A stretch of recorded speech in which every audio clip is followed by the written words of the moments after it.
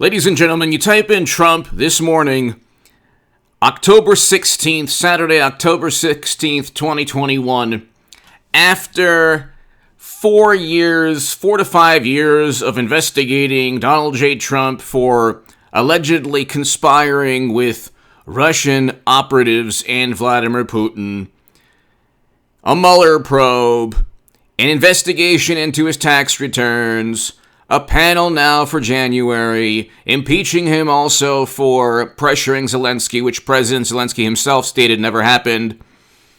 And you have an endless obsession by Democrats and media to either indict or charge or arrest President Trump. They have yet to do so because they don't have any evidence he committed a crime. Anyway, their obsession with Trump has led to NPR today writing just the idea of how Speaker Trump could be a nightmare for each party. After everything, and this is how you need to think about this, they've thrown everything at him. They fabricated an absurd hoax that you'd have to be a complete imbecile to believe. Trump working with Russia to buy Facebook ads or interfere in results. Of course, they don't like when Trump doesn't believe the results. But you have to look at this in the following manner. They're still talking about President Trump being Speaker of the House. He hasn't officially refuted any notion of him becoming Speaker of the House. The NPR article is very interesting. I'll do a live stream on this at 5 p.m. Pacific today, or this evening. So 5 p.m. Pacific this evening, I'll have a live stream on this. Be here for the live stream. Read my Federalist article on the upcoming stock market crash. I explain why we're going to face a financial crisis. It is below in the pinned comment. And subscribe to the Stock Market Crash channel. That's almost at 18,000, on its way to 18,000 subscribers, so subscribe there. We're almost at 185,000 subs here. Hit subscribe, tell your friends. Be here tonight at 5 p.m. Pacific to discuss the idea of Trump as Speaker of the House. Why would it be a nightmare? This is what I would like to know. In the comments section, why do you think NPR would consider this a nightmare, but Nancy Pelosi a beautiful dream? Why would Trump be a nightmare? Why would Pelosi as Speaker of the House be a better Speaker of the House than Trump? I would love to know this. Is she less divisive? To Democrats, to media, to half the country, no. 73 million Americans voted for President Trump. I'm going to repeat that again. 73 million Americans voted for President Trump. And the other half of the electorate who voted for mashed potato brains literally they just don't think we exist. They don't think that 73 million Americans exist. They still think that Trump worked with Putin. And they have these, they're in their own matrix, their own world. They'll believe anything if a book is written about Trump that says he had, a romantic relationship with an extraterrestrial. They'll believe that. And they say, oh, well, Trump supporters are a cult. No, the cult is the left. The cult is the Democratic Party media that still believe they can indict or charge or arrest Trump when they've leveled everything at him, found nothing to actually charge him in a court of law. All they want to do is accuse him as often as possible, while at the same time ignoring all of their criminality and corruption. So the best defense is a good offense for Democrats. They said that Trump compelled people to commit crimes in January. They haven't indicted or charged him. They said that his tax returns were the holy grail of criminality. They found nothing. They've had his tax returns since February of this year. They found absolutely nothing, believe me. And it's obvious they would have publicized whatever they found if there was any criminal behavior. And they would have definitely charged or indicted him, but they don't have anything. So they have his tax returns. They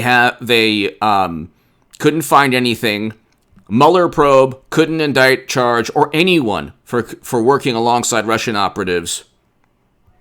They never indicted or charged him for pressuring Zelensky or anything else, that campaign finance reforms with stormy laws. So they have nothing on Trump. And that's, I think, how you need to look at Trump being Speaker of the House. He should run for Speaker. He should become Speaker. He doesn't have to be a member of Congress to be Speaker of the House. Will he? I don't know. It's likely that he won't, but he can still toy with the idea. He should do it. That would be fantastic.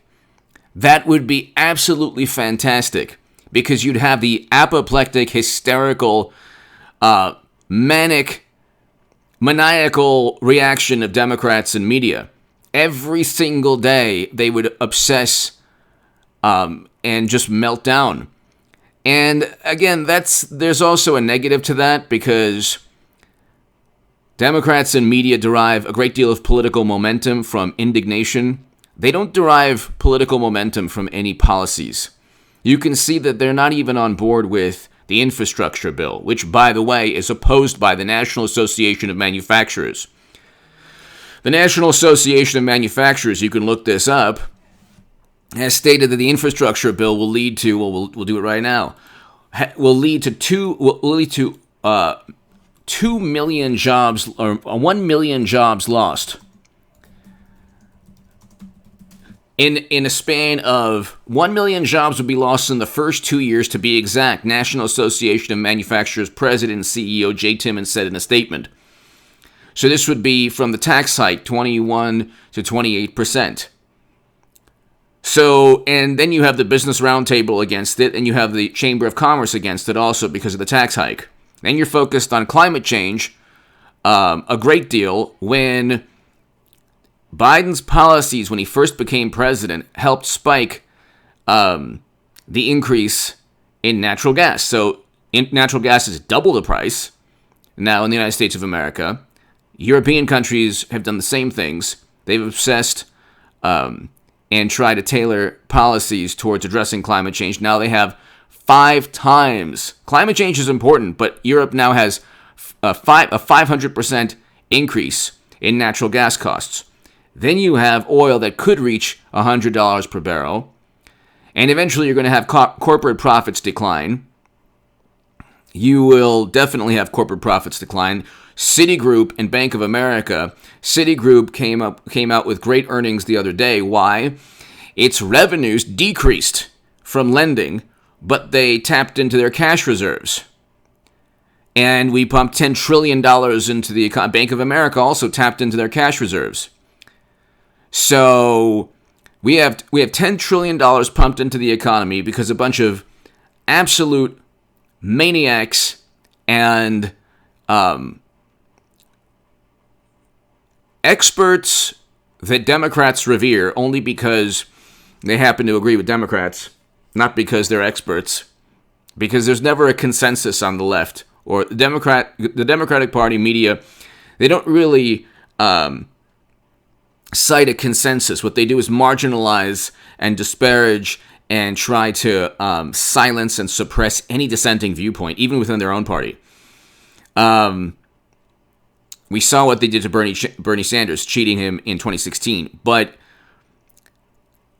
when Democrats and media and people like Andrew Cuomo and others, and Phil Murphy and others, and Whitmer and Newsom and others, decided to tank the United States economy, and the Washington Post, the New York Times said, "Oh, it's too soon. We can't open up too soon." Now, experts say Trump wants to open up too soon. You ended all economic activity for a year. Then you decide to flip the switch back on. We now have a broken supply chain. We have labor shortages. We have cargo ships and container ships outside of ports, 50 or 60 outside Long Beach, over several hundred outside ports in China. And the wait times are like a month. You have inflation that's not transitory, it's rampant. The quantitative easing is going to begin. Jerome Powell, the Federal Reserve, said it's going to begin. So once you have the quantitative easing stop, $10 trillion pumped into the economy, we're barely functioning now. It's not a recovery. We're going to have a devastating stock market crash. Just look at the job creation was 300,000 jobs off estimates. We were supposed to have 300,000 more jobs created than we did. And there's a mass exodus from jobs because people have been displaced, from where they were working a year and a half ago. We went from a great economy under Trump in January of 2020 to toilet paper shortages and 22 million people unemployed, and we still have 8 million people unemployed. We have unemployment and labor shortage. We have unemployment that's supposed to be decreasing, but we have labor shortages and people quitting their jobs. So you do the math on that. Does that make any sense at all? And inflation that's rampant, and energy costs that are through the roof, and the consumer price index, the producer price index, the Baltic dry shipping index, everything is through the roof. Consumer sentiment is down, according to the University of Michigan. So how does the stock market at all-time highs with an all-time high in margin debt reflect what's going on in the economy? It's going to crash, and you're going to see more hedge funds like Archegos go bankrupt, and you'll see more banks lose tens of billions of dollars, and some could get bailed out, who knows? But it's going to be a crisis. I say save your money every month in a savings account, prepare for a rainy day. It's going to be, unfortunately, devastating. And the stock market is going to crash. But see, again, President Trump, being Speaker of the House, does two things. One, he will expel or excommunicate or kick out every Never-Trumper, or just marginalize the Never-Trumpers, which is what they would love to do to the 73 million Americans who voted for Trump. And he would actually, I think, in a very bizarre manner, gain the respect of Democrats, because they would probably treat him with more respect as Speaker of the House than President, because they couldn't investigate him or blame him for everything as Speaker of the House. Maybe they could, who knows? Well, actually, if he's Speaker of the House, then he decides the investigations, and we already know Trump Republicans are going to investigate Hunter, Joe. They're going to impeach Joe Biden, mashed potato brains, probably twice, just like what happened with President Trump. This time, though, for things that Biden was directly a part of, like meeting his son's business partners, which he lied about, quid pro quo arrangements, which are literally within those emails. How can you use your influence on behalf of the company? Read the emails. The New York Post did an amazing job reporting all of this, and of course it was suppressed by Twitter. Anyway, give me your thoughts below. Hit subscribe right now. The NPR article is below in the description section. They're taking it seriously. He can be running, and that would be amazing. That would be absolutely amazing. I do believe President Trump should just relax a little bit on the rhetoric. I do agree with that, primarily because Democrats derive political momentum from Trump, from when Trump, goes after them. Anyway, give me your thoughts below. Hit subscribe. Read my Federalist article. Subscribe to the Stock Market Crash channel, and be here at 5 p.m. Pacific this evening for the live stream. Thanks, everybody.